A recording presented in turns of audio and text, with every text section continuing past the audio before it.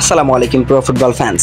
দর্শক, অনেকেই প্রশ্ন করছেন ভিডিওর কমেন্ট বক্সে যে নেইমার জুনিয়র কবে মাঠে ফিরবে, নেইমার জুনিয়রকে নিয়ে একটা ভিডিও চাই।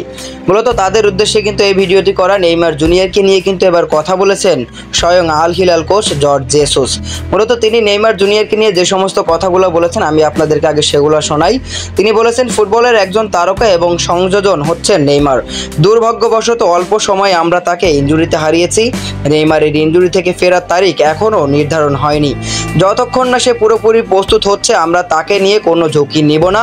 তবে তার প্রস্তুতির বিষয়ে জানুয়ারি পর্যন্ত আমরা অপেক্ষা করব।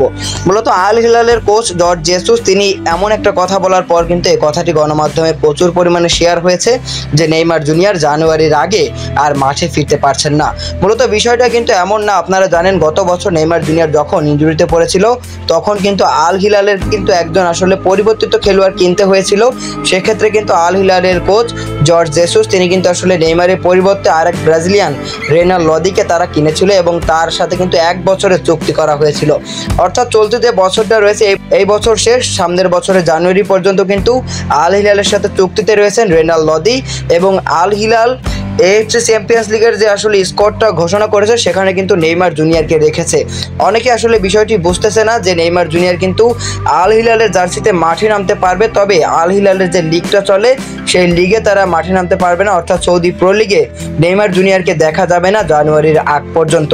তাছাড়া যে সমস্ত ফ্রেন্ডলি ম্যাচ আছে এবং এএফসি চ্যাম্পিয়ন্স লিগের যে সমস্ত ম্যাচগুলো রয়েছে আল হিলালের, সেই ম্যাচগুলোতে কিন্তু আগামীতে নেইমার জুনিয়রকে আমরা মাঠে দেখতে পারবো, এরকমটা জানা গিয়েছে অনেক বড় বড় গণমাধ্যম থেকে। তবে সৌদি প্রো লিগের দল আল হিলাল এবং আল হিলালের এই কোচ জর্জ জেসুস তিনি বলছেন তার বিষয়ে আমরা কোনো রকম ঝুঁকি নিব না, আমরা জানুয়ারি পর্যন্ত অপেক্ষা করব।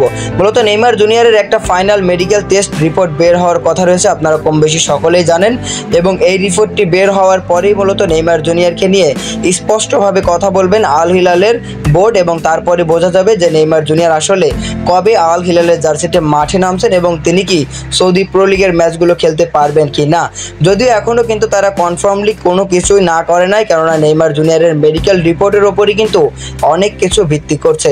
তো সব কিছু মিলিয়ে আসলে ব্রাজিল সমর্থকদের জন্যও একটা হতাশার নিউজ হতে পারে যে নেইমার জুনিয়রকে হয়তোবা আমরা অক্টোবরের যে উইন্ডোতে ব্রাজিল দুটি ম্যাচ খেলবে সেই ম্যাচ দুটো কিন্তু ব্রাজিলের জার্সিতে নেইমার জুনিয়রকে আমরা দেখতে পাবো না, কেননা নেইমার জুনিয়রের কিন্তু এখনও মেডিকেল রিপোর্টটি হয়নি এবং মেডিকেল রিপোর্টটি বের হওয়ার পরেই কিন্তু নেইমারকে নিয়ে সিদ্ধান্ত নেবে আল হিলাল। তাই তো আগামী মাসে যে ব্রাজিল দুটি ম্যাচ খেলবে এই ম্যাচ দুটিতে নেইমার জুনিয়রের না থাকার সম্ভাবনাই কিন্তু অনেক বেশি।